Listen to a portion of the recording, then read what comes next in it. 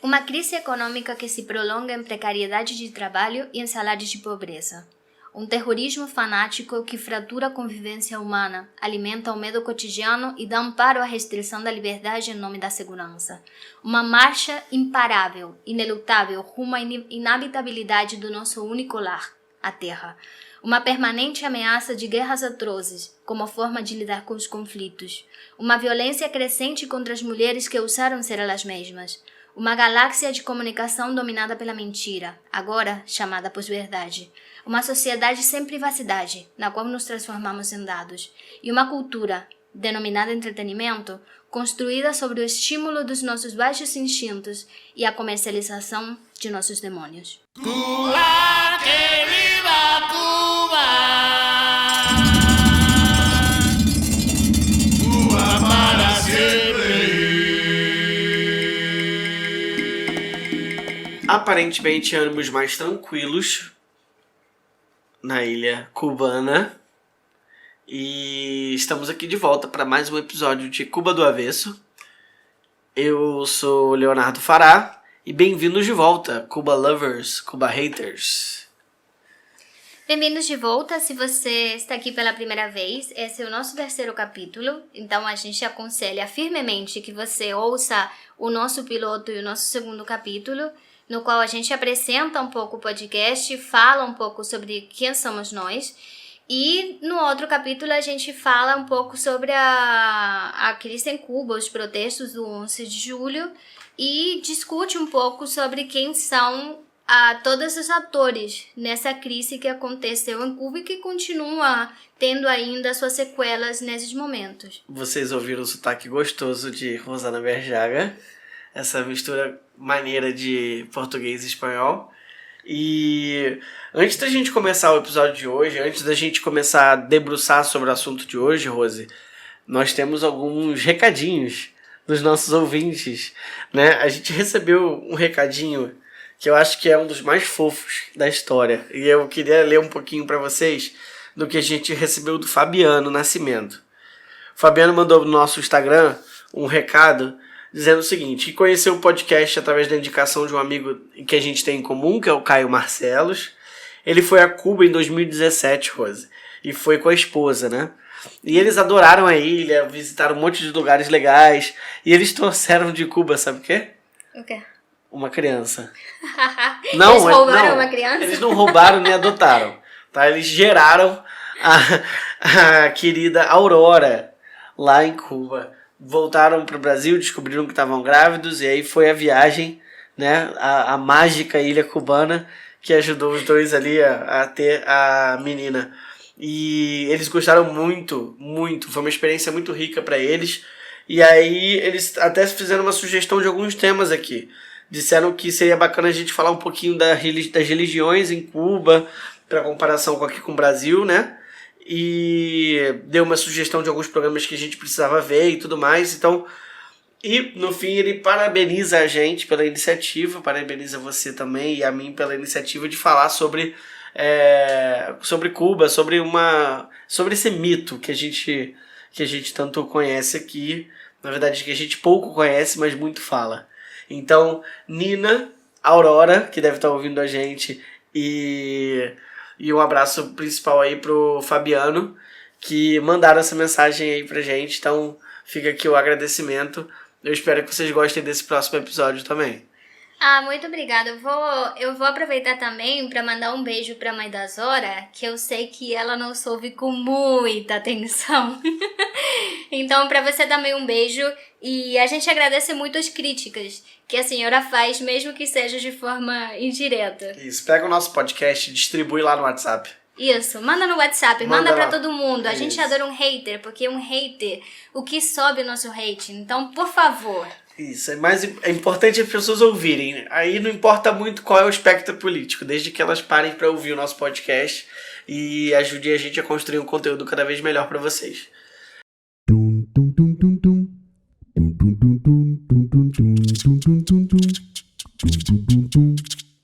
Como eu tinha falado lá no início, o clima tá mais leve, correto? Mais ou menos, né? Eu acho que esse é o momento do domínio da narrativa. A gente está no momento que, não por ele aparentar ser calmo, ele é um momento que não é decisório. Então, por isso que a gente começou esse podcast de hoje com um trecho de um texto maravilhoso do Manuel Castells. Eu super recomendo esse texto. O título do texto é A Ruptura. Fala sobre a crise da democracia liberal e sobre como os cenários políticos e também sociais estão se reconfigurando no momento em que as instituições elas têm cada vez menos representatividade, né? As pessoas se sentem cada vez menos representadas pelas instituições e pelos processos que foram criados para escolher uma classe política que tem se separado cada vez mais do povo. E apesar de que talvez alguns de vocês achou que a gente estava falando sobre Cuba, não. A gente estava falando sobre democracia liberal. E, bom, para falar sobre democracia liberal, quando a gente fala, na verdade, a palavra democracia liberal, a gente lembra logo dos Estados Unidos da América, né? Que eu acho que no contexto geral é o maior exemplo de democracia que vem na cabeça. Na verdade, eu diria que é o top of mind, né? No marketing a gente tem essa expressão que significa que quando eu falo refrigerante, o que vem na sua cabeça? Cite 5 refrigerantes que vem na sua cabeça. E aí a gente cita aquelas marcas que estão mais próximas do nosso imaginário, né? E quando a gente fala de democracia liberal, a gente consegue citar aqui Estados Unidos, Inglaterra e talvez a França como 3 primeiros assim que vêm na nossa cabeça como países que são considerados democratas e liberais. E o Brasil? E Cuba? Onde encaixa? O que é? Eu fico muito na dúvida, mesmo. Assim, inclusive sobre o Brasil. Mas assim, primeiro vamos aproveitar que esse é um podcast sobre Cuba e vamos perguntar. Muita gente deve estar agora respondendo as minhas perguntas assim, com certeza. Cuba é uma ditadura. Ditadura. Ditadura. Eu vou deixar esse tema para aquele episódio que a gente prometeu há muito tempo sobre eleições. Porque sim, Cuba tem eleições e a gente vai explicar qual é o tipo de eleição que tem em Cuba, porque dado o tipo de sistema que a gente queria construir, esse era um tipo de eleição que era coerente com o sistema, mas não vai ser nesse capítulo não. Eu vou deixar eles ali se perguntando, se questionando. Tem até quem falou que a gente estava passando o pano. Não estamos não. A gente está sendo coerente com a nossa visão. E a gente precisa falar justamente por conta disso, por conta desses questionamentos que vêm todos os dias, sobre narrativas. Esse é um capítulo em que a gente vai focar muito além do que está acontecendo em Cuba, muito além da questão quente da notícia. A gente quer focar nesse capítulo sobre narrativas. Por quê? Por que eu falava que esse é o momento de domínio da narrativa?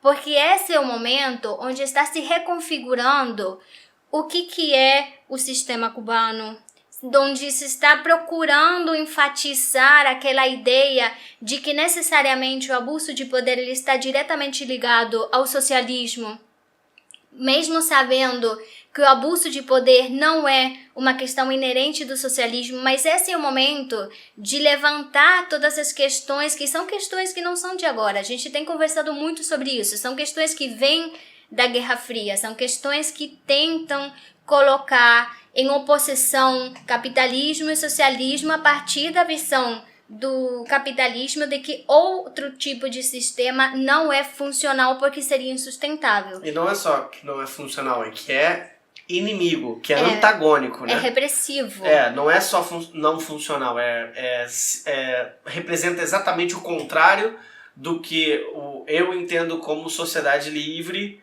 e, bom, a gente tem vários pontos para discutir aí, inclusive o que é liberdade, mas primeiramente eu acho que vale a pena a gente entender que, como a gente tinha falado lá no primeiro episódio e também a gente reforçou no segundo episódio, quando a gente recebe qualquer tipo de notícia que seja de um país, como Cuba, por exemplo, quem controla a narrativa, quem controla o que está sendo escrito e dito pelo país, não é o próprio povo cubano, nem menos, infelizmente, o governo cubano, muito menos a imprensa interna de Cuba. A notícia que chega pra gente, ela sempre vem de uma Reuters da vida, de um Washington Post, de um New York Times, ou de outros jornais brasileiros como o Estadão, Folha de São Paulo, o Globo. Que já passaram pela Reuters, pelo New York Times, pelo Washington Post. Eu acho que isso é importante. É muito difícil você encontrar um grande jornal, um grande meio de imprensa, que geralmente tem um viés liberal ou neoliberal, que eles tragam uma notícia que ela seja matizada com questões diretamente de Cuba, né? Que elas problematizem, elas coloquem todas aquelas áreas cinzentas que a gente tinha conversado aqui em episódios anteriores, coloquem ali para dialogar. Então, quando você traz uma notícia que ela tá fora de contexto e que você tem a intencionalidade de reforçar determinados estereótipos que o leitor já conhece, já reconhece sobre um determinado lugar, sobre uma determinada pessoa, você está fidelizando essa audiência de alguma forma, né? Existe uma quebra cognitiva quando você fala para uma pessoa uma coisa completamente diferente do que ela está acostumada a ouvir. Então, a gente precisa entender que o mercado do anticomunismo, ele é forte e ele vende muito. Então, é muito mais fácil, o caminho é muito mais curto e você tem também muita mais aceitação, muita mais capacidade de acolhimento quando você fala coisas que as pessoas querem ouvir. Então, é muito mais fácil e obviamente, você ainda está defendendo o seu ponto de vista, certo, né? Claro. Porque não tem possibilidade de você chegar à televisão nacional e você falar sobre a política, sobre a vida, sobre a cultura de um outro país com uma leviandade desse tipo, né? A gente estava ouvindo ontem na Globo News, inclusive, não foi? Um comentarista político, não sei exatamente se ele é jornalista ou não, mas ele é bem, bem famoso e antigo na TV, falando sobre que ele achava que a mudança de poder em Cuba, com a saída dos Castros, significaria a maior abertura de Cuba para fazer como a China fez, de abraçar polos capitalistas dentro do governo comunista. Sendo que Cuba é um socialismo, para começar, não é um comunismo. Esse é um primeiro ponto que não dá para comparar uma coisa com a outra. A segunda coisa é que China não sofre do mundo um embargo econômico porque todo mundo depende da economia chinesa para sobreviver, inclusive os Estados Unidos. E terceiro ponto, e o mais importante, é que esse analista político que foi chamado para falar especificamente de Cuba não sabia o nome do Dias-Canel. Assim, claramente ele não sabia o nome de quem substituiu os Castros. E assim, na visão dele, isso aconteceu no ano passado, quando o Raul Castro pediu o afastamento do partido político. E para ele, isso significa que ele saiu do poder e do controle da nação, sendo que ele já tinha saído do poder anos antes. Eu acho que não precisa. Vocês percebem que eu vou ficando um pouco estressada conforme vai ficando o tempo, né? Porque a gente está tentando trazer informação de qualidade, a gente está tentando ser plural, mas ao mesmo tempo é difícil você perceber que existem poucos espaços, de fato, tanto se fala em abertura, tanto se fala em que existe uma liberdade de expressão, sim, e no entanto é difícil você achar uma pessoa que seja que apoie o sistema cubano e que ela tenha um espaço de valor, um espaço que realmente conceda visibilidade à opinião daquela pessoa em espaços que são predominantes. Isso não é à toa. Por que você só encontra, quando você entra nas redes sociais, quando você entra nos grandes meios de comunicação, você só encontra notícias e opiniões e reportagens que falam sobre o povo cubano a partir de visões que são muito homogêneas, né? É muito difícil você achar uma notícia ou material que ele traga a complexidade do que é o processo cubano, a complexidade da pessoa que tem dificuldades para acessar comida, a medicamentos, mas que ao mesmo tempo ela confia em que o país pode e deve se reestruturar desde dentro, a partir de diálogos, a partir da reanimação dos espaços populares, a partir de outro tipo de medida que já está começando a ser tomada em Cuba, que não necessariamente implica na intervenção dos norte-americanos ou na questão dos cubano-americanos ditando a política de Cuba desde fora de Cuba. É muito importante a gente entender que muitas vezes aquele ativista em rede social está fazendo ativismo de sofá.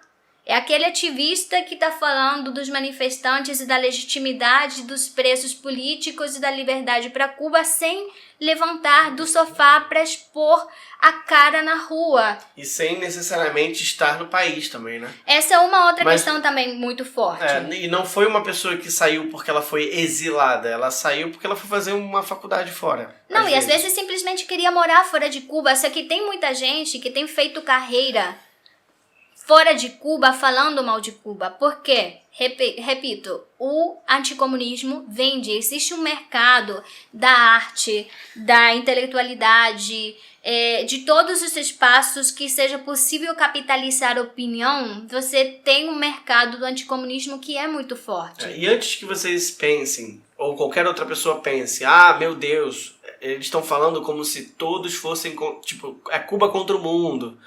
Na verdade, a gente entende muito bem o que é controle de narrativas, inclusive aqui no Brasil, né? A gente passou por uma eleição que ela passou muito por controle de narrativas. Quem tinha o controle das narrativas tinha a população consigo. E o Bolsonaro, por exemplo, conseguiu, através das redes sociais e seus robôs do Twitter, controlar as narrativas dessa eleição, né? Com muita fake news, com muita tentativa de deturpar a realidade, conseguiu alcançar a presidência da República. E fazer parecer com que aquele 30% era de fato toda a representatividade de um povo. E eu acho que essa é uma das grandes questões do momento. Por isso a gente fala que é sintomático o que está acontecendo em Cuba, justamente porque é a tentativa de colocar um grupo que continua sendo minoria, o grupo que pede intervenção militar, o grupo que fala que Cuba é uma ditadura, não é porque é o grupo que tem mais visibilidade, a maior parte deles fora de Cuba, que esse grupo é maioria. Porque a maioria dos cubanos não tem essa representatividade, essa visualidade, essa visibilidade que tem as pessoas que você consegue acessar mais facilmente. Eu acho que muito disso tem a ver com a questão dos algoritmos também, que a gente discute o tempo todo como as redes sociais elas influenciam na democracia, e tem inclusive, a gente até lia algumas coisas antes de começar a gravar, sobre aquela ilusão de que as redes sociais elas têm trazido uma equidade no discurso. Né? Uma equidade no discurso, quando você está perante um discurso que é cada vez mais polarizado, onde as pessoas se sentem no direito de agredir, de tem a liberdade para fazer o que quiser, porque estão atrás de um computador e não sentem que aquilo que foi dito ou escrito vai virar punição, né? E muitas vezes a gente entende que a voz do povo ela é silenciada por uma minoria barulhenta, sabe? Porque essa minoria talvez tenha mais acesso à internet, ou talvez tenha mais ferramentas, ou consiga, por algum motivo, fazer com que os algoritmos joguem. Por algum motivo a gente sabe, tá? Eu tô falando algum motivo pra gente não ser processado no terceiro episódio. Mas a gente entende que existe, na verdade, quem tem o controle hegemônico, o controle da narrativa é o poder hegemônico. Então, o que a gente veio discutir hoje nesse episódio é exatamente isso. É entender quais são essas vozes de Cuba, né? Quais são esses vieses, de onde vêm essas ideias. A gente precisa suspeitar quando você olha para o jornal e ele está tentando passar a imagem de que ele está sendo isento. Nenhuma narrativa ela é isenta. Não importa se o meio ele é oficial ou se ele é chamado de independente. Sempre existe um viés ideológico, existe um viés político, existe um viés econômico que está liderando de alguma forma aquela narrativa. Então é muito inocente pensar que quando uma pauta é levantada, ela é levantada de forma inocente. As coisas não vêm do nada. Elas vêm, todas as coisas, de lá ou de cá, digamos assim, direita, de esquerda, de centro, né? As coisas não vêm do nada. Elas vêm sempre com uma tentativa de direcionar o pensamento daquelas pessoas que estão lendo ou recebendo aquela informação para os interesses de quem está sendo o interlocutor. O problema é que quando a gente fala sobre países como Cuba, a gente tem uma via única de interlocução. Exatamente. E essa via única de interlocução, como ela é ouvida e repetida em vários meios de comunicação diferentes, a gente entende que ela é unitária. Olha, mas eu ouvi, sei lá, no Estadão, na Veja, na Folha de São Paulo, na Globo, a mesma notícia ou as mesmas palavras na hora de se referir à manifestação cubana ou ao governo. E aí, isso gera uma tranquilidade que você fala, poxa, então é verdade. Não, existe dentro do mundo do jornalismo, existe uma espécie de consenso em torno de as pautas que serão levantadas e como elas serão levantadas. Isso não é uma coisa escrita, é uma coisa que acontece. Então você vê, por exemplo, que é muito comum um meio de comunicação levantar uma pauta, publicar aquela pauta, e se aquele meio tiver algum tipo de reconhecimento, os outros meios vão citar a pauta da mesma forma e vão levar a pauta, e depois, quando se prova, por exemplo, que já aconteceu, que a pauta era mentira, era um engano, todo mundo tem que corrigir. Eu convido vocês, para vocês prestarem um pouco mais de atenção quem são as pessoas que são convidadas para os espaços para conversar, nesse caso específico, sobre Cuba. Porque que quando a gente entende legitimidade, a gente duvida muito de quem vem a favor do sistema e duvida muito pouco de quem vem em contra do sistema. De onde vem esse preconceito? De onde ele vem? De onde a gente herdou essa capacidade de suspeitar de aquele que é entendido como diferente de nós? Porque eu acho que essa é uma das grandes questões de quando você opõe socialismo ao capitalismo ou comunismo ao capitalismo. É o outro que é diferente. E não é à toa que quando a gente olha, por exemplo, a gente conversava muito aqui em casa sobre o olhar que temos nós como ocidentais para o mundo oriental, como a gente considera algumas questões que eles têm, e falo algumas, porque outras, dependendo do país de onde vem, elas são consideradas tradição, e dependendo do país de onde vem também, elas são consideradas autoritarismo. Por exemplo, coisas que acontecem no Japão, coisas que acontecem na China. Os dois vêm de mundos orientais que têm sistemas de valores filosóficos e éticos que são muito particulares, mas em alguns lugares são lidos como tradição e em outros lugares são lidos como autoritarismo. A mesma coisa acontece com Cuba.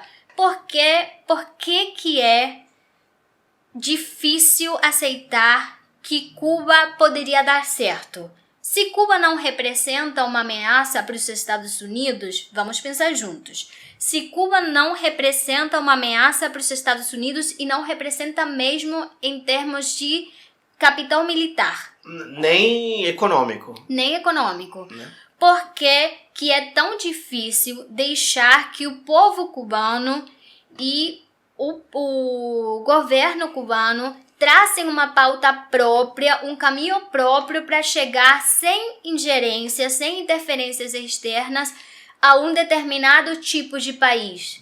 E assim, não adianta a gente fechar os olhos e falar, não, o embargo não tem nada a ver. Não, o embargo é uma interferência externa. O embargo econômico é uma interferência externa. Mas não é só uma interferência externa que vai na questão econômica. Não é simplesmente o econômico. Não é simplesmente privar as pessoas de terem o direito de comerciar e de comprar medicamentos, comida e coisas básicas. É também a impossibilidade de Cuba ter dinheiro para criar seu próprio sistema de soft power. Por que eu estou falando isso? Hoje, no mundo, muito além do militarismo puro e duro, que tem sido retomado nos últimos tempos, o soft power é a melhor ferramenta que os sistemas têm para conseguir espalhar as suas noções, os seus vieses ideológicos. Brasil tem sido uma figura muito forte no soft power, que está relacionado ao turismo, a cultura, a comida, o futebol. Para vocês entenderem o que é soft power, na verdade é uma forma de contar a história do seu país ou influenciar através do uso da cultura, do uso do esporte, do uso de várias ferramentas que não são a guerra. Então não é militar, então é soft power. Por exemplo, um dos maiores exemplos recentes de soft power no mundo é a Coreia do Sul com seu K-pop. O K-pop ele vamos dizer, é a peça principal da tentativa da Coreia do Sul de se firmar como grande potência mundial. A primeira coisa que eles fizeram foi investir 40 anos seguidos em educação, mais do que em qualquer outra área do governo. Agora eles têm uma população super qualificada. E aí a única coisa que a gente lembrava da Coreia do Sul era: caraca, todo mundo é muito inteligente lá e muito bom nos games. Hoje a gente tem o K-pop como fio condutor dessa política como posso dizer? De representação mundial, de identidade mundial. Então o K-pop, por exemplo, faz parte da identidade da Coreia do Sul quando ela vai falar com o resto do mundo. Então, durante muitos anos, quando você fala sobre Cuba hoje, por exemplo, a primeira coisa que vem à sua cabeça é que Cuba é um povo muito educado, que a cultura é muito importante em Cuba e que você tem uma medicina que ela é muito forte. Às vezes tem quem lembra dos polos biotecnológicos, tem quem lembra do esporte também, que é mais chegado ao esporte. Mas por que isso acontece? Porque Cuba tinha uma capacidade de soft power para sustentar o sistema, a legitimidade do sistema, a partir desses polos que estavam dando certo e que representavam o quanto sucesso poderia ter o socialismo em determinadas áreas e como ele poderia trazer qualidade de vida para os seus moradores, para o seu povo. Nos últimos anos, com o recrudescimento do bloqueio, a gente não está colhendo mais os frutos da época em que Cuba tinha dinheiro para formar aquela geração de esportistas, por exemplo, que os brasileiros conhecem porque tinha aquele confronto com os bolsonaristas, por Existia um mito, na verdade, durante a Guerra Fria, que era, vamos dizer, um momento ouro de Cuba, durante a Guerra Fria, onde Cuba conseguia ainda negociar com países com moeda forte, como Rússia, né, como a União Soviética na época. Então, até a queda do Muro de Berlim, existia tanto medo de enfrentar os cubanos, pelas pautas do medo mesmo, né? E daquela coisa do Brasil não pode perder para o socialismo, o Brasil não pode perder para o comunismo, os Estados Unidos não pode perder uma medalha para um cubano. E aí existia essa corrida esportiva, que foi até muito interessante, porque levou Cuba a ter um resultado esportivo excelente em várias Olimpíadas. E assim, a gente tinha muito medo vou te falar sério, a gente tinha muito medo de enfrentar a seleção cubana de vôlei quando chegava nas finais de qualquer competição. Eu acho que aí tem uma capitalização das duas vias, né? Das duas partes. Da mesma forma em que de fora de Cuba se capitalizava aquele momento, como não é um enfrentamento contra o time de futebol, ou o time de vôlei, ou o time de atletismo, é um enfrentamento contra o socialismo. É justamente isso que a gente precisa entender, que a gente tem trazido aqui para entender juntos. Quando você fala, por exemplo, hoje, que está sendo levantada novamente a pauta da ditadura, da necessidade de lutar pelos direitos humanos em Cuba, da necessidade de intervir militarmente, humanitariamente, porque o povo de Cuba demanda isso, você não está levantando uma pauta contra um governo, você está levantando uma pauta contra um sistema, contra um tipo de sistema que promete ser mais justo, mas que ele precisa ser decepado justamente porque se isso se cumprir em algum momento, voltaria a existir a possibilidade de existir um mundo bipolar, né? E lembrando que a gente não é contra os direitos humanos, tá? É só que a forma que a gente vê isso, por exemplo, aqui é engraçado a gente pensar que o governo brasileiro, por exemplo, que tem um lema que é direitos humanos para humanos direitos, né? Que quer dizer, uma parte da sociedade tem que ter direitos humanos, a outra parte da sociedade não importa. Criticar o governo cubano por falta de atenção às pautas de direitos humanos, sabe? É muito incoerente a gente pensar que o governo americano, por exemplo, norte-americano, não vou nem dizer isso porque o governo norte-americano é se Canadá, México e Estados Unidos viesse uma coisa só, né? O governo estadunidense, que muitas vezes em suas incursões militares esquece o que é direitos humanos e assassina pessoas, ataca hospitais, bombardeia cidades inteiras, reclama, diz que não, precisamos intervir em Cuba porque Cuba é um lugar onde não tem direitos humanos, né? Ninguém pensa nisso. Não, e é super interessante, é mais interessante ainda se você para pensar que as últimas intervenções humanitárias, elas têm sido pautadas justamente na falta de direitos humanos em determinados países, nos quais os Estados Unidos colocava dinheiro para aquelas pessoas que oprimiam o povo.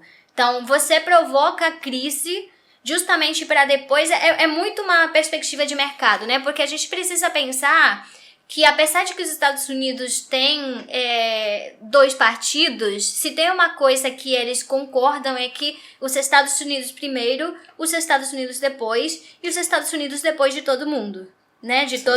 Desse primeiro e esse segundo que seriam eles mesmos. Então, quando você pensa nisso, você percebe que a pauta não é os direitos humanos, a pauta são os interesses individuais, tá? Os interesses do país. Porque se a pauta fosse os direitos humanos, se estivessem de fato preocupados com os direitos humanos, primeiro eles não massacrariam negros da forma que o fazem, eles não deixariam que fossem linchados asiáticos, pessoas de origem asiática. Eles não permitiriam uma série de abusos, e assim, esses são os abusos que a gente vê. Porque existem outros tantos abusos e essa é uma outra questão a levantar. Por que a gente sabe hoje das coisas que estão acontecendo em Cuba? Primeiro porque o próprio governo cubano, ele tem agido com muita maior liberdade nesse sentido. O governo cubano tem tido uma preocupação por abrir as fronteiras de Cuba para que seja mais transparente tanto a comunicação dentro de Cuba quanto a comunicação fora de Cuba. Vale lembrar também que em 2019 os cubanos tiveram uma constituinte. E essa constituinte tinha um dos principais argumentos de criar uma nova constituição é que a constituição anterior ela não estava mais atrelada, mais próxima dos novos tempos, né? Então existe na Constituição, por exemplo, a permissão da propriedade privada. E de empresas privadas, e da criação de empresas privadas em Cuba. Você sabia que você pode ter uma empresa privada em Cuba hoje, por exemplo? Porque, a princípio, todo mundo quando eu falo alguma coisa de Cuba, fala assim, vai lá abrir seu bar do Estado. O Estado abre o bar para você e você trabalha no bar. Por exemplo, hoje você consegue ter um CNPJ, entre aspas, né? Seria a categoria equivalente. A categoria equivalente para cá, né? Ter um CNPJ ou um microempreendedor individual, mas avançou em questões de direitos humanos, inclusive de transparência de governo, de transparência de dados para internos e externos. Então, hoje, o país, inclusive uma das rupturas para a gente chegar nos protestos é que o país vive numa fase de transição entre a Constituição anterior e a Constituição de 2019. Então, transicionar um país inteiro para uma nova Constituição e junto a isso uma pandemia e mais bloqueios e mais medidas do Donald Trump, são coisas que atrapalham esse processo, né? É bom lembrar, inclusive, que por uma questão de transparência, Cuba começou um programa com os ministros na TV para explicar como o país funcionaria depois das mudanças da Constituição. Então, qual é o funcionamento de cada ministério, qual é a função dos novos cargos que foram criados, quem vai votar e como vai funcionar as eleições. Então, Cuba abriu um programa de TV, o governo cubano abriu um programa de TV na TV aberta, de forma nacional, para explicar para a população esse período de transição. Não, e eu acho que é muito mais profundo que isso, né? A ideia de trazer uma nova Constituição é uma forma também do Díaz-Canel se firmar como um novo governo. Líamos esses dias muitas coisas relacionadas às coisas que estão acontecendo em Cuba, algumas delas muito lúcidas, muito antenadas, com um olhar um pouco mais global, menos abraçado pela emoção do momento, e que justamente levantava as questões de que o Díaz-Canel, desde sua posse como presidente, ele tem tido uma linha de trabalho que tenta, sim, deixar o seu próprio legado como presidente. Então, você tem uma maior abertura na possibilidade de dialogar, inclusive, com a imprensa. Era muito mais complicado você conseguir interpelar o ministro, ou sequer saber quem era o ministro algum tempo atrás, porque existia uma espécie de autocensura institucional que era muito complexa de lidar. E nos últimos tempos, você tem, além de uma entrada em massa das instituições de poder para as redes sociais, numa tentativa de diálogo mais direto justamente com essas pessoas que estão nas redes sociais dentro e fora de Cuba, você tem também uma tentativa de transparência muito maior na circulação de dados. Por exemplo, Cuba, durante toda a pandemia, que o Biden insiste em chamar de lamentável, mas que ela está à altura, provavelmente melhor do que países como a Bélgica, por exemplo, que tem populações semelhantes. Você tem um parte diário onde se fala de forma transparente o número de infectados, o número de mortos, qual variante, o tipo de variante, o que está sendo feito, as medidas que estão sendo tomadas. Inclusive, isso se manteve mesmo depois de que o pico pandêmico continuou subindo, que as mortes começaram a ficar descontroladas no contexto de descontrole que poderia ser a população cubana, né, para o número da população cubana. E é muito importante entender que todas essas mudanças, elas foram invisibilizadas. Eu duvido que muitos de vocês tenham ouvido, por exemplo, que Cuba teve um ensaio de voto direto em 2020 com a criação, com a restauração dos lugares de governadores e prefeitos, que seria governadores e prefeitos nas províncias. Eu duvido que vocês tenham ouvido que Cuba impulsionou uma campanha habitacional que tentou suprir pelo menos uma parte de uma carência que já é histórica, que já é estrutural dentro da sociedade cubana. A moradia é uma questão muito sensível e é uma questão que tem sido trabalhada, mesmo que com a pandemia as coisas foram ficando um pouco mais devagar. Você percebe que existem valores hoje que são superiores aos que tiveram anteriormente. São cuidados que a gente precisa ter de falta de informação, na verdade, né? O que a gente sofre aqui muito é a falta de informação. Mas é falta de informação justamente pelo que a gente vem conversando. É falta de informação que silencia algumas coisas e dá mais visibilidade para outras. Porque quem domina a narrativa, na verdade, é quem tem mais poder econômico, né? Na verdade, quem domina a narrativa é quem quer pintar essa narrativa, quem quer pintar Cuba como o principal inimigo mundial. E que dessa forma, só fazendo o povo passar fome para o governo ser destituído. E é uma política direta. O fato do povo cubano passar fome é uma política direta do bloqueio, que fala que esse é o objetivo do bloqueio, causar descontentamento a partir da privação de coisas essenciais para os cubanos. E se aproveitar desse descontentamento para fomentar revoltas internas e externas e aumentar a pressão sobre o governo, que tem feito uma tentativa de abertura. E voltamos ao momento de por que esse momento, esse impasse, que parece que está tudo na calma, mas não está, onde estão sendo levantadas muitas teorias sobre o que vai acontecer com as pessoas que foram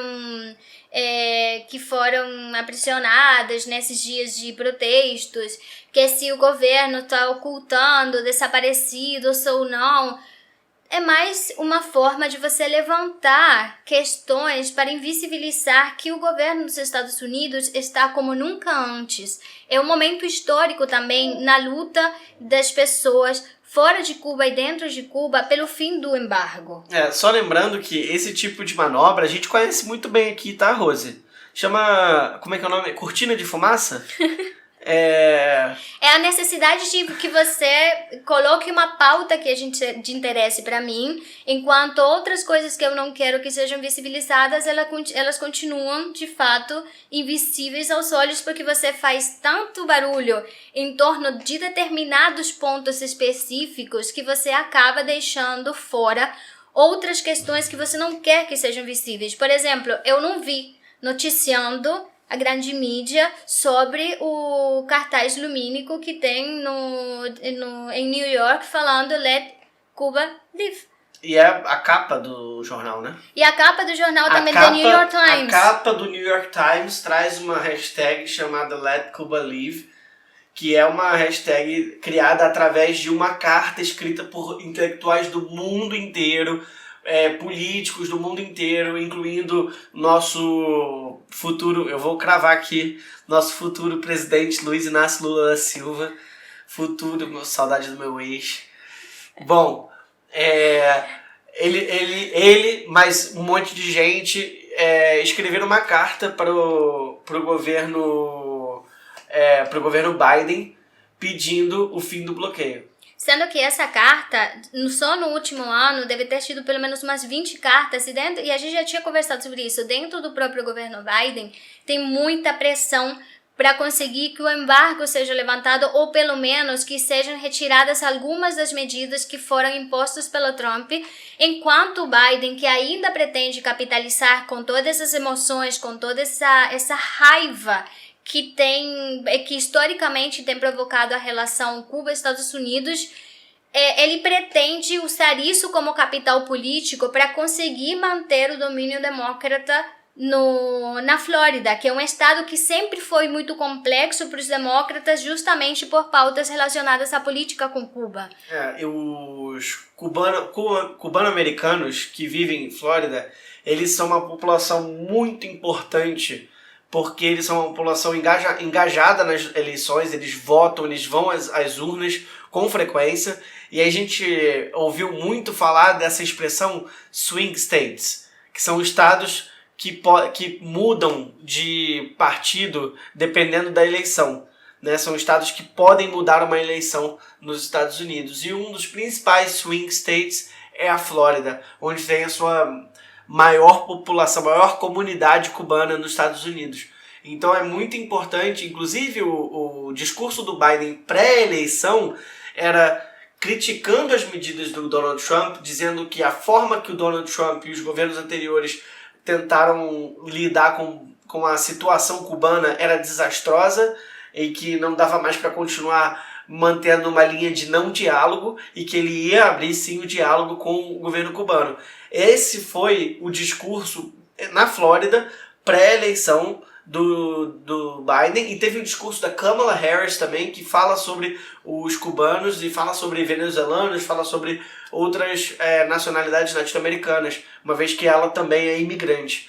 No final desse discurso, esse swing state acabou decidindo as eleições a favor do Biden. E agora a gente vê que não existe uma movimentação, até agora pelo menos, de cancelamento das medidas que foram tomadas pelo Donald Trump e uma tentativa de conversa com o governo cubano. Não existe uma tentativa nem de tratativa de conversa.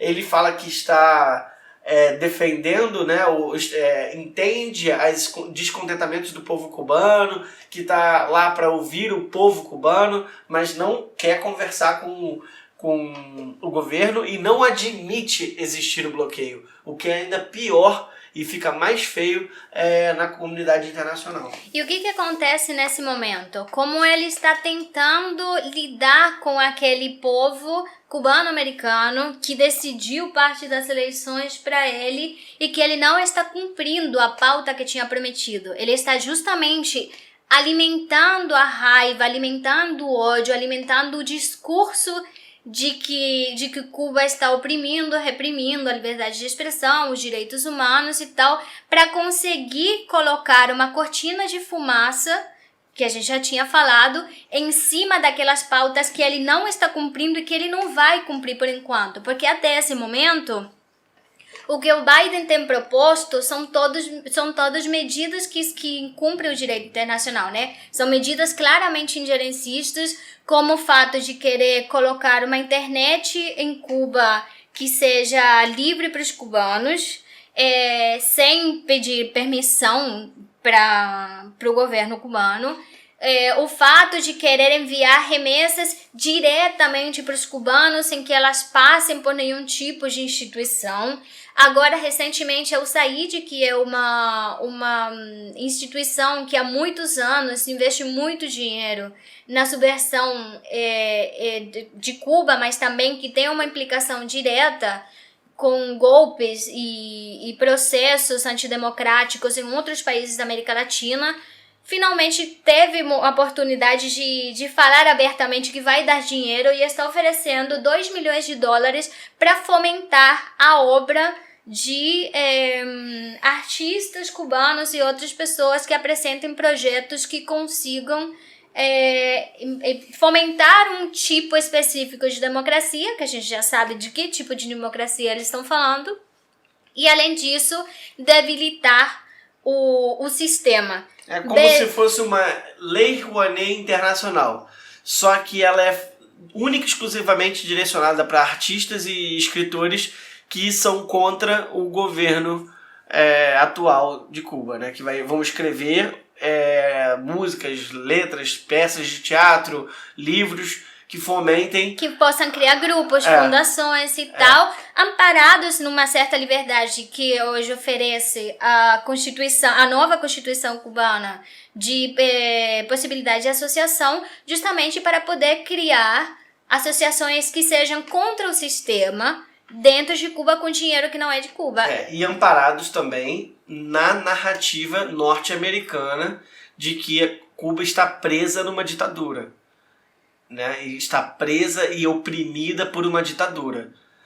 O mesmo jornalista que eu falei que a gente estava ouvindo na Globo News, inclusive, disse durante o seu discurso que os únicos que vivem bem em Cuba isso é até engraçado dizer, são os membros do governo e do Partido Comunista. Esses vivem bem. Esses não passam necessidade, não tem miséria, não tem problema. Esses caras estão vivendo no dinheiro. Agora a população é que se sente oprimida e que não consegue ter alimentação, saúde, acesso à saúde e a insumos básicos. Essa foi a frase dele no jornal. Tudo bem, TV fechada, mas na Globo News. É o jornal mais importante que tem do país, né? No jornal mais importante do país.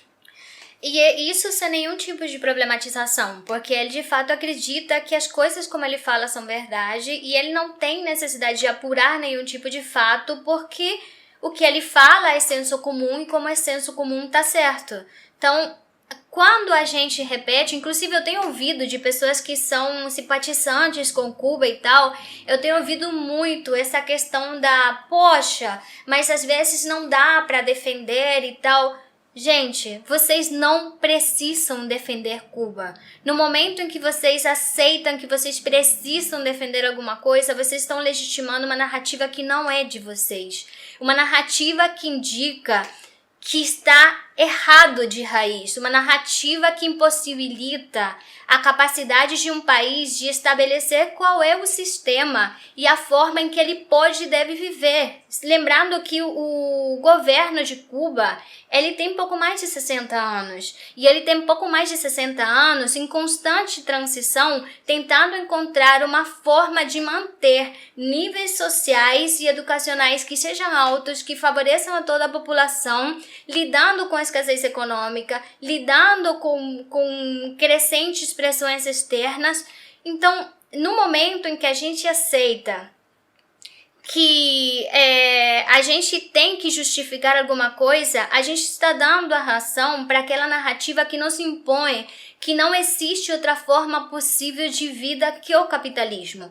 Porque quando se fala em Cuba, vocês precisam entender que não está se falando em Cuba. Cuba representa a possibilidade sempre latente, sempre utópica, de que o socialismo possa de fato eclodir e trazer uma nova possibilidade de vida fora do capitalismo, fora da pobreza de empregos, fora da opressão, fora da disparidade. E esse tipo de iniciativa é o tipo de iniciativa que está sendo condenada quando se fala em Cuba. Você falou que Cuba tem 60 anos de governo, né? O Brasil tem 31 anos de presidencialismo, de voto direto e de Estado laico e de democracia. Só tem 31 anos aqui.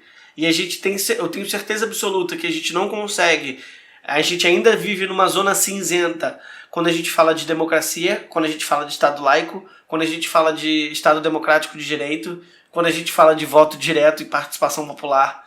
Então, se a gente aqui, nos nossos 31, 32 anos de democracia, entre algumas aspas, não conseguimos ainda consolidar um sistema que a gente possa dizer que, nossa, tá tudo rodando direitinho, né? Imagina num país onde o embargo econômico impede as negociações com outros países, que estrangulam cada vez mais, com mais sanções, a Cuba, né? Então é difícil você montar uma unidade dentro de um país que está